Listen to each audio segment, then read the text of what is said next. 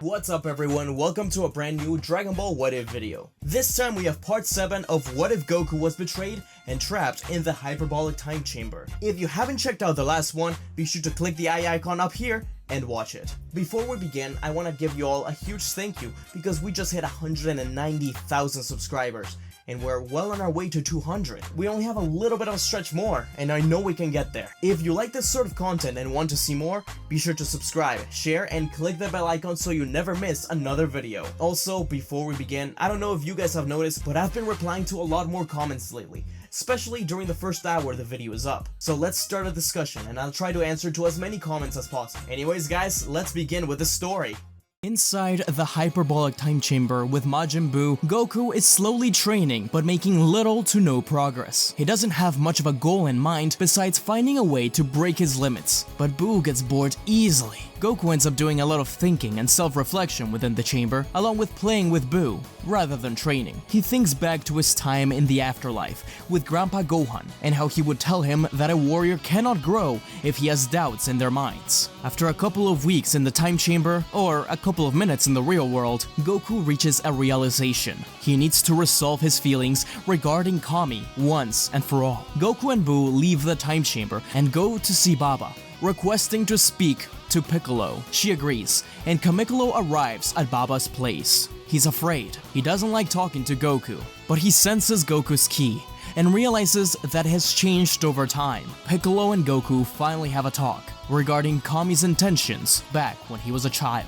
Goku has one specific question that's been stuck in his mind for over 30 years while he was trapped. Why did he do it? Why did he betray him and trap him in the chamber? Kami tries to argue with Goku, telling him that those things don't matter anymore, but they matter to Goku. With a sigh, Kami begins to reveal the truth. Son, I had a vision regarding you, regarding an unbelievable power. The power of the Ozaru, the great ape that lived within you. I thought cutting your tail would resolve the issue, but that latent power remained. Though that power was definitely changed after I cut your tail. It must have been Super Saiyan.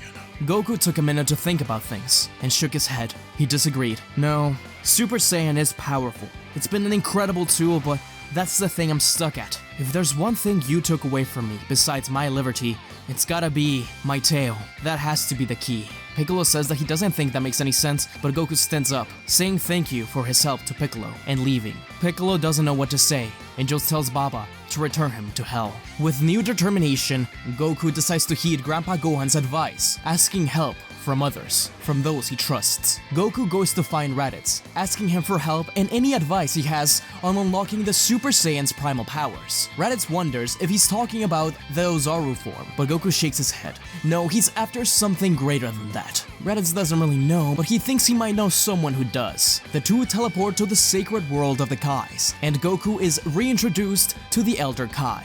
Goku asks what's up with Raditz's weird clothes, to which Kibito gets offended, as they are the clothes of a Kaioshin. Raditz says that he's not a Kai, not by a long shot, but he's doing a lot of training with the old geezer. It's a different type of power-up. It's no Super Saiyan 3, but he's gonna be a contender soon enough. The old Kai wonders what he can do for them, and Goku explains that in exchange for maybe a picture of Bulma, the old Kai will pull out Goku's tail. And so the elder decides to help Goku with a trusty pair of pliers, though it takes a long time, with the old Kai commenting that this would be a lot easier if he was a child. As soon as his tail is pulled out, Goku feels a woof of nostalgia. It felt so familiar yet foreign at this point, but he didn't feel much different. There was certainly something going on there. He definitely felt the power of an Ozaru. If he looked at the full moon, he'd probably transform. That thought sticks in his mind. Goku thanks them all, but before leaving, Goku challenges Raditz to a battle. That's when Raditz finally shows off his new power-up. After undergoing a mystical ritual with the Elder Kai, Raditz is ready to introduce his ultimate form.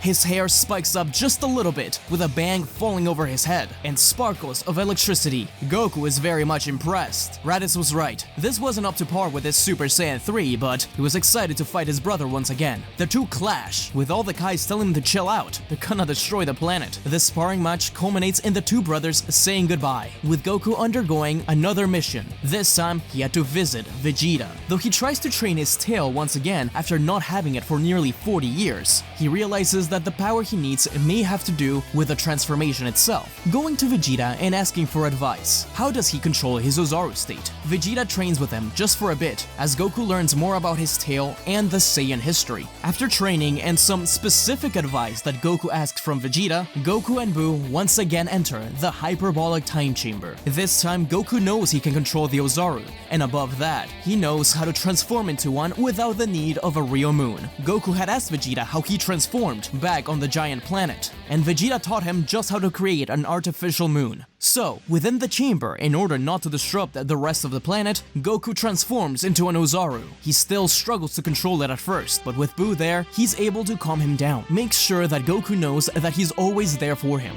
and that Krillin, Bulma, Chi-Chi, and the rest are waiting for him outside. The pressure of being in the hyperbolic time chamber made the Ozaru rampage even harder, but this was counteracted by Buu being there. And slowly, his fur began to glow as he transformed into a golden Ozaru. And as Buu continued to explain to him just who he is and what he represents, Ozaru Goku looked at the entrance of the time chamber. The clock on top of the entrance ticked away. Every tick rang in Goku's mind. Tick, tick, tick.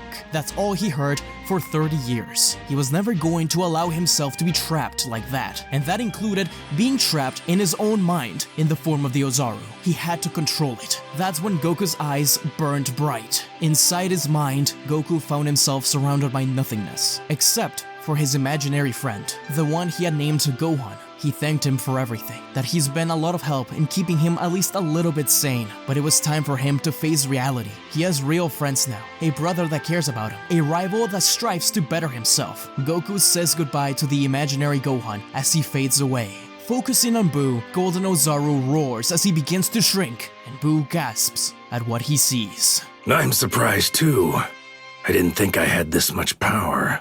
Meanwhile, in the outside world, no one has seen Goku nor Buu for a while, as the Z fighters start to worry. However, Vegeta is preoccupied with taking care of his newborn daughter, Bra. She was born 2 years after the battle against Majin Buu. Following the altercation, and in particular Majin Vegeta, the Prince of all Saiyans decided to cut back and take a look at himself, realizing that he doesn't want to end up how Kakarot was. He actually starts to change, but he realizes his role as a father now more than ever. In the meantime, Bulma organizes the staff for her upcoming party the next day. But far away, Lord Beerus, the god of destruction, wakes up with a vision of a Super Saiyan God. Whis takes him to the world of the Kais, where he talks to Shin, the other Kai, Raditz, and Kibito. Beerus requests to fight the Saiyan, calling him a Kai in training, but Raditz laughs, saying that he's not there quite yet. But even with his ultimate state, Raditz cannot beat nor get even close to Lord Beerus. The god of destruction is disappointed, asking him if there's any more powerful Saiyans around the universe. Raditz doesn't say anything in order to protect Earth and his brother, but it's futile. It's up to Whis then, as he detects Saiyans living on Earth. Whis takes Beerus to Earth where all the Saiyans are, crashing Bulma's party. Bulma was wondering where Goku could have gone, hoping that he'd be there to help them. She even sent letters to Grandpa Gohan's old home. When Beerus shows up, he scares Vegeta, who tries to make him happy all through the party. But eventually, Beerus starts to lose patience, asking to see the Super Saiyan God. Not even Vegeta knows what he's talking about, and the god begins to get angry, demanding to see it or Earth will be destroyed. 16, 17, 18, Krillin, Yamcha, Tien, even Trunks all attempt to fight Beerus, but to no avail. He's just too much for all the fighters, though 17 in particular gives him somewhat of a fight. In comparison to the others, Vegeta transforms into a Super Saiyan 3 after he watches Bulma get slapped, but even with an anger boost, he still gets thrown to the side. But as her husband gets defeated, Bulma gets an idea, stopping the fight and telling them that they can ask Shenron how to find the Super Saiyan God. Thankfully, she had already gathered the Dragonballs, and Shenron is summoned, explaining the details of the god ritual.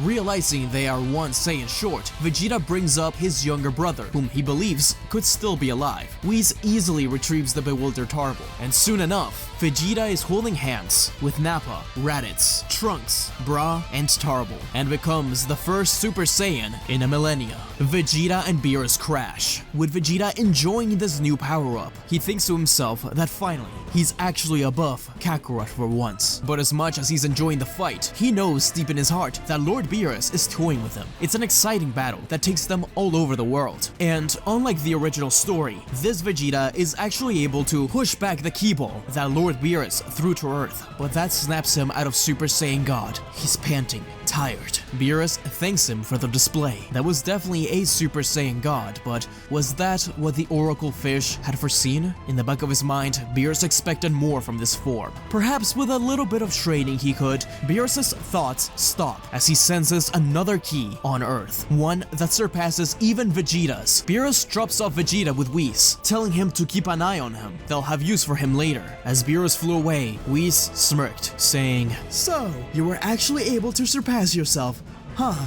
Goku." Vegeta cocked an eyebrow at this comment. How did he know Kakarot already? Had he been watching them? Whis giggled. Well, with a power like his, it's been hard not to notice him. Whis, Vegeta, and everyone else leave the party as they follow Beerus up to the lookout. Chi-Chi and Krillin are the first ones to notice. If Goku was going to be anywhere, it was going to be here. Was that why Beerus had arrived to the lookout? Waiting alongside a scared Dende and Popo, a massive explosion rocks the heavenly realm. The time chamber is utterly obliterated, and out from the smoke, two figures emerge. A slim, muscular Majin Buu. That shocked everyone as is, but it wasn't as shocking as Goku stepping out of the smoke, covered in red fur, his tail flapping in the wind, and a power that surged above them all. Lord Beerus asked himself, "So, is this another Super Saiyan God?" Guess there's no need to play games. Alright then. I guess I'll have to show you the true power of Super Saiyan 4. Lord Beerus paces back and forth, admiring Goku. Vegeta shook. He couldn't believe that the second Vegeta achieved a new power, so did Kakarot. But instead of getting angry, he smirked. It looks like both of them had their unique paths. He just had to catch up to Goku with his own. After explaining what he was here for, Goku nods, telling Lord Beerus that he sensed his ki. Beerus is bewildered. How could he sense his ki? In his current state, he definitely doesn't have God Ki, but he felt something similar to it before the time chamber was broken apart. Goku chuckled, simply taunting Beerus into attacking. The primal being and the God of Destruction rushed towards one another, their fists slamming against one another and ripping the lookout apart. The Z-Fighters had to help the non-combatants in order to make sure they didn't get thrown out of the place. The battle was intense, slowly building up over time. It seems like Goku and Beerus may be equal. Whis knew that Beerus was holding back, but he couldn't be sure if Goku was as well. Beerus slams his fist against Goku's stomach. It looked like it hurt, but Goku just smiled, looked up at Beerus, grabbed onto his arm, and spun him around, uppercutting him up to the sky. When Beerus was about to reach space, he stopped himself, creating another massive energy sphere, which he threw down at Goku. But as the sun began to set behind Goku, he opened his palms, a red Ki Ball on each hand. Let's see you try times 10! Ka-me-ha-me! Ha! The Kamehameha times 10 actually pierced through Beerus' Ki Ball. It actually took the God of Destruction opening his aura up to dissipate the blast. Beerus' eyes widened. That power was incredible. With a few years of training, Goku may be able to reach him. That's when Beerus stopped the fight, telling him that was an exciting battle, that both Vegeta and Goku proved to be worthy adversaries, and he tells Goku that he wants to train him. They can get stronger together, but Goku refuses, shaking his head and pointing his thumb back at Whis. Nah, I want to train with him instead. I can tell he's stronger. Beerus is absolutely offended, but stops himself from destroying Earth. Instead, he gets the idea of training Vegeta to retaliate Goku. They'll see who's the better master and student. Goku and Vegeta fist bump, a fist bump that rocks Earth. Beerus tells the two of them that he's getting tired and he must get going now, but that Whis will take care of the quote-unquote paperwork when it comes to their training. He looks at Vegeta, saying, "Don't you disappoint me now, Vegeta. We have to both make sure Goku doesn't get too far ahead." And so, Goku and Vegeta's training begins. And though they're both learning a lot and getting stronger, Whis and Beerus realize that their friendly training competition they've got going on may have been done wrongly. They believe they have the wrong student. So, while Goku and Vegeta are trapped in Whis' staff, the two of them discuss and come to the conclusion to switch students. Goku is wild, powerful, distrusting, and destructful. All things a God of Destruction requires. That form, it's wonderful.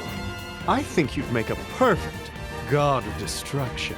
While Vegeta is cocky and completely prideful, he also knew his boundaries. Being a family man, he knew sacrifices were needed. Interesting, Whis thought to himself. This truly is a change from what I'm used to, but it's delightful. Perhaps Vegeta will be the one with, well, never mind, we'll find out soon enough. At the same time, Goku and Vegeta train in Whis' staff, and it turns out that Vegeta actually has to defend himself. Though he had gotten used to the time chamber, Goku still can't spend too much time in it, and Whis' staff was exactly like the time chamber, except even more restrictive. There was no ground nor entrance. It was just an empty void, and this somewhat triggered Goku. Though trying to get Goku to calm down actually proved to be helpful for Vegeta, as it was through this training that he not only achieved Super Saiyan Blue, but he realized there was stuff beyond it as well. He couldn't get there just yet, but he knew that with Goku's help, they would both be the strongest ones around. But something evil was brewing on Earth. Sorbet, one of the last remaining Frieza soldiers, used the Pilaf gang to summon Shenron and revive Lord Frieza.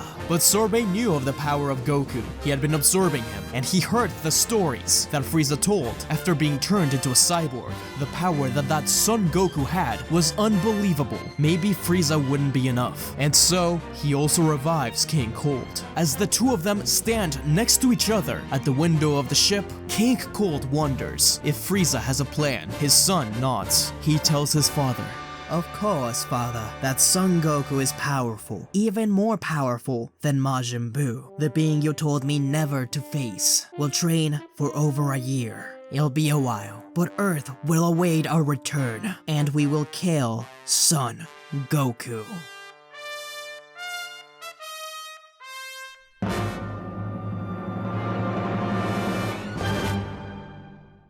Thank you for watching, guys. That was the Beerus arc, the Battle of Gods arc of what if Goku was betrayed and trapped in the hyperbolic time chamber. This story has been so much fun to make. It's definitely probably my favorite one of all time that I've done, and you guys enjoy it, which means a lot to me. As I said before, we're nearly at 200,000 subscribers, and I know we can get there. So if you haven't, be sure to share this video with friends who like Dragon Ball. Big thank you to Professor Chimp for being a co-writer in this part of the story. And also huge credit to What If Universe, who edited this video. I didn't have much time because finals are coming up, so he was a lot of help. Shout out to the Super Saiyan God, and Ultra Instinct members of the channel. Nuka Draco, Enterprise System, The Baked Potato, Eric Dragon, All Might, Midnight Combatant, Neo Woodcomb, Sacred Saiyan, Field J. Akir, Pizza Hut Kitman, Orlando Castellano, Hannah Rowan, Sir Justice, The Real Samuel Randall, and Zachary Croy. Thank you guys for your constant support. The channel just wouldn't be around without you guys. Be sure to follow me on Twitter and Instagram at SmugStickDB and on TikTok at SmugStick. I create a lot of funny Dragon Ball content there, and I'm sure you guys would enjoy it. Anyways guys, I hope you enjoyed, and until we meet again, see ya!